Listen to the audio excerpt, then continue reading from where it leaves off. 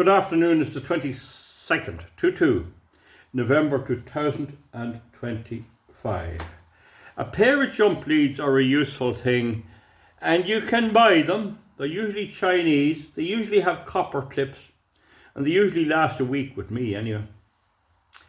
There's two types of jump leads. There's one type that will start the car from a battery at a distance, thick wires, probably up to 16 square.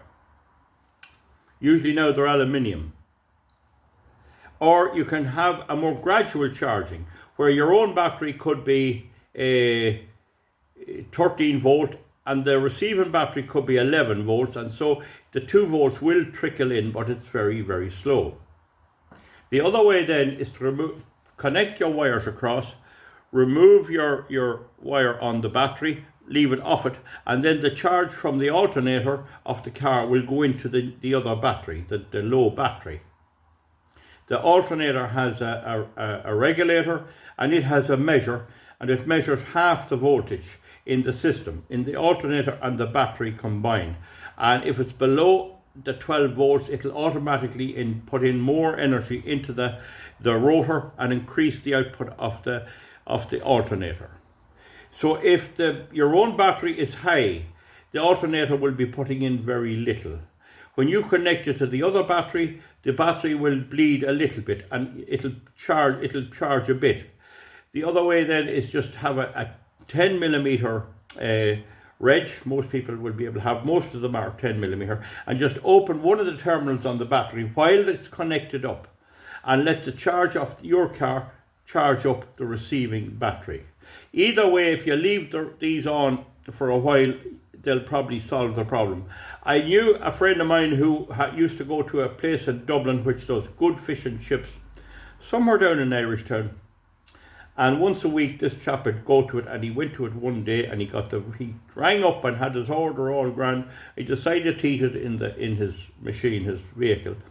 And he was just about to dig in when a man beside him came out with the same idea, but his car wouldn't start. He ended up trying to help him, and by the time he got him going and pulling him, the chips was cold. So it's handy to have a set of jump leads. Now what I'm doing here is I'm taking, I'll just have to check the square. So it's 10 square, would you believe, 10 square. Now what I'm going to do here is I'm going to silver solder on these caps. You can buy these in the electrical shops. I get it in Monaghan Electric up here does them, and they fit in here. Now you have a little bit of trimming and persuasion. You have to, any cleaner will do, but I get a little bit of acetone, which I buy it, I can get it, you get it delivered. I think the chemist shop has it. It's a nail varnish remover, and I treat both with acetone. Now when choosing your wire, you can pick the multi-strand, which is very fine strands with a lot of strands, or one with about 8 strands in it. It's a matter of personal choice. One of the things about this type of multi-strand is, a lot of strands, the silver solder will capillary action. It'll go way down into it instead of going in where you want. So I want to silver solder this in. So now we'll have a go. Now the idea is to put my loop on the top and then take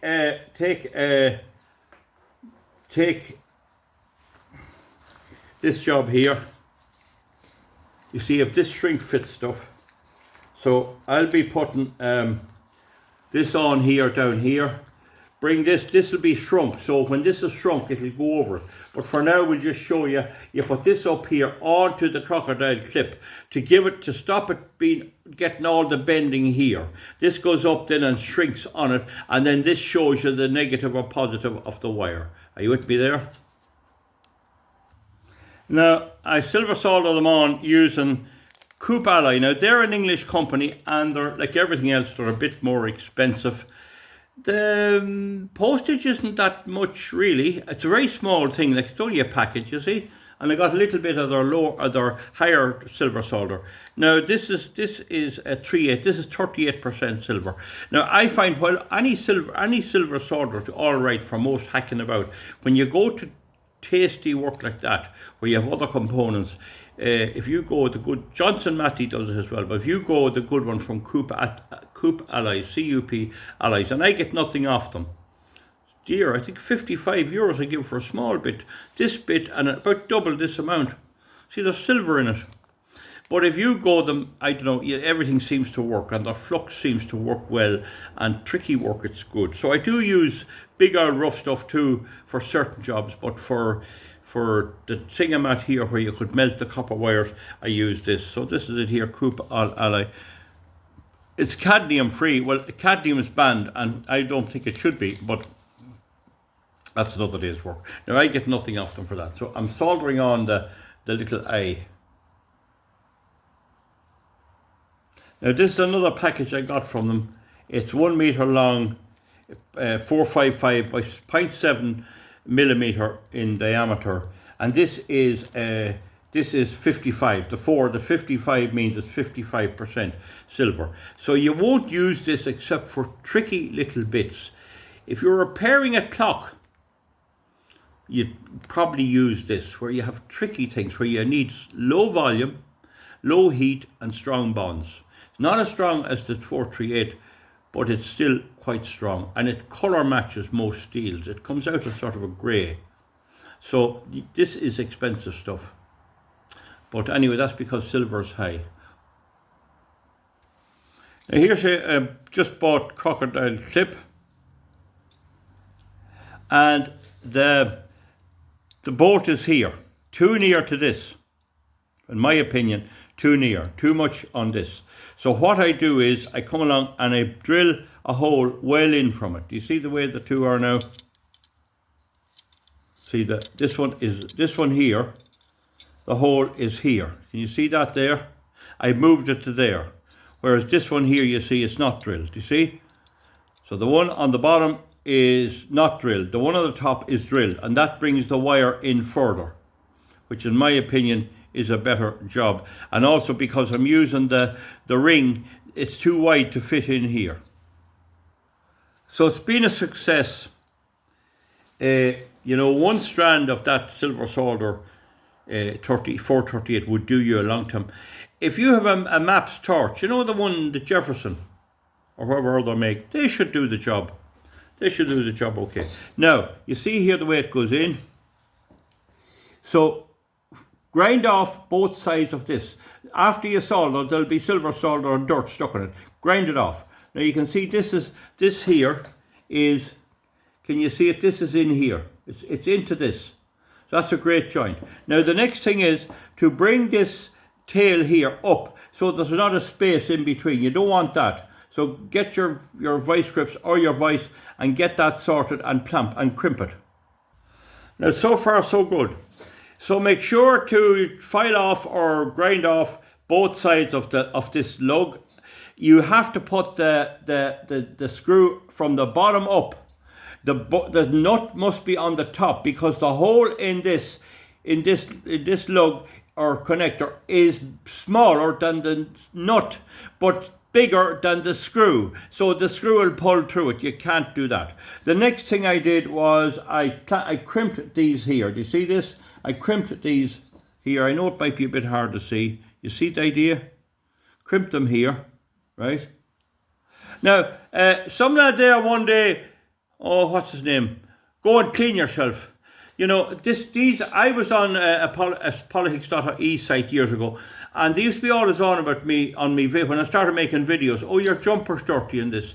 I turned out they were all homosexual men, and they were eyeing me up like, they had great taste, but I'm not entitled to be that way. But this is the thing. I don't dress up. If I'm doing a job and my hands are dirty and I need to go in for a message or a plug or something or a bit of a socket in the shop, I do not dress up. I go in as I am, but I won't bring muck in. I'll change whatever I do or wash my Wellingtons, but I will not dress up for anyone. Sometimes I do, but that's what that is. That you see them there saying, go and wash your hands. Whatever in my hands are is the way you get them, and if you don't like it, my answer to that is no. I won't comply. So now the thing about it is anyway. So you see this now, your crocodile clip. You have it firmly anchored here, and you have it anchored here. That should carry all the voltage through.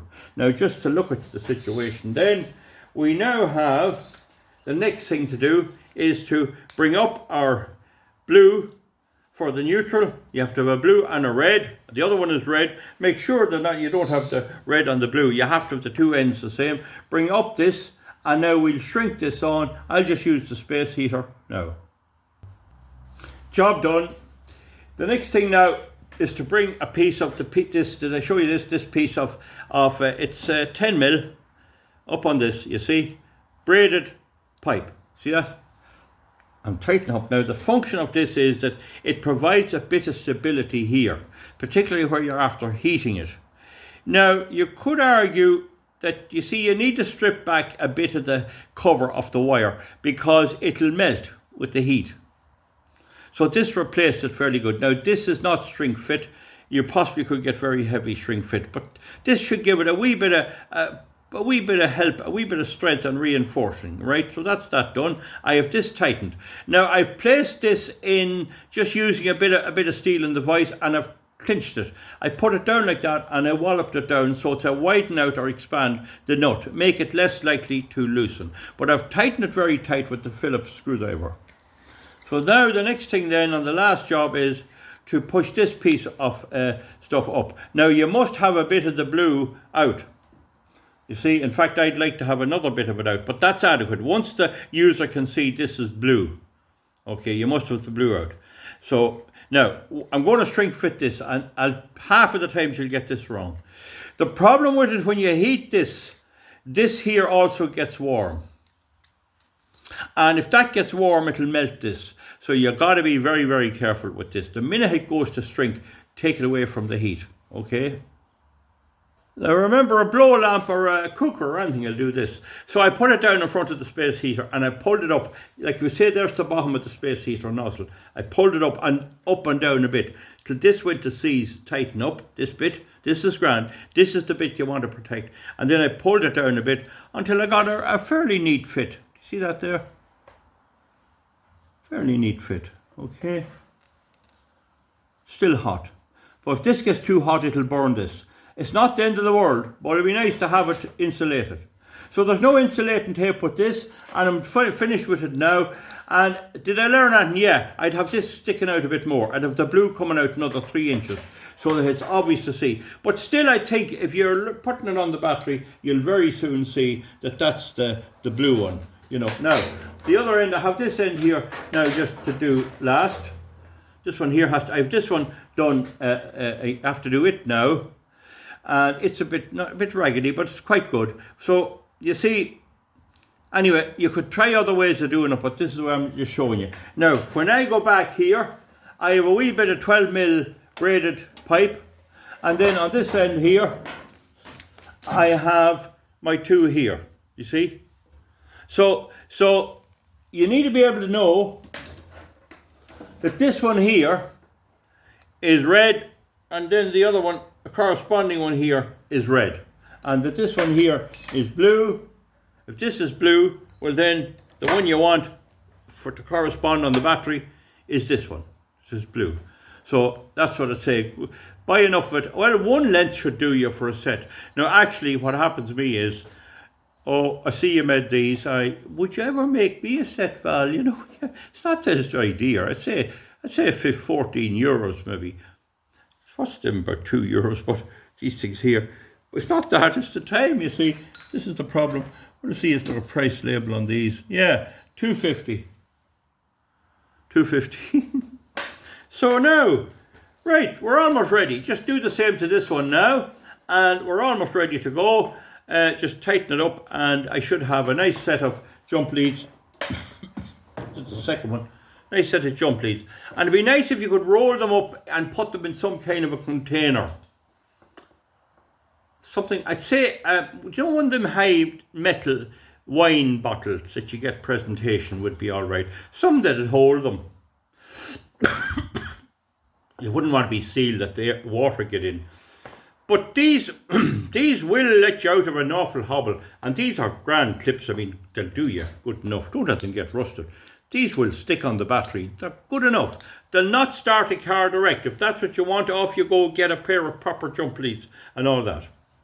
But these are a cost-effective way, and a wonderful thing to have, and you don't know who'd be stuck. Or we'd say you're a couple, or you're in a house with a few other people. Somebody can have a bad battery. Once one machine starts, and you have a set of these, you can get everyone going. And what's more, if I ever mistakenly leave the tractor switched on, because mine can be left switched on, the caddy van can't. It'll not stay switched on, but the tractor will. And you come out in the morning and it's whoa, whoa, whoa, whoa, whoa, whoa, whoa. A few minutes with this, away you go. Right, folks, thank you very much. 15 minutes, that's a good quick video there now. Have I shown you everything? Yeah, you'd want a fairly good blow lamp to melt it. Would ordinary soft solder work? With flux? It's not as strong. That stuff I'm after telling you there. That did lovely work on that. That did lovely work on it, I must say. This piece of stuff here is to keep them together. Now, I wouldn't have it that long. I'd go a little shorter. And you can always put a wee bit of goose grease or a wee bit of fairy liquid to make them slip up and down. They don't have to be at the exact same distance protruding. But this will keep them together, you know. So you can wrap them up, you see, and you can wrap this up, and it just keeps them together as a set. That's all I can think of. Give me an old thumbs up there for that. I deserve a thumbs up. And sure, if you're not subscribed, be no harm if you could do that as well. I don't charge you. I get nothing for these because I don't want advertisements on my YouTube yet. But the thing is, I was looking at YouTube, a good old film, I must try and post it, the other day, about foreign lads away over in some part of Papua New Guinea. Funny lads, anyway, and there was no ads. Oh, it's some comfort. Anyway, we let you go. Bye. Comment underneath, and you can tell me anything you like, but I'm not washing up for anybody. You get me the way I am, and if it doesn't suit you, you know what the door is. Bye. All right.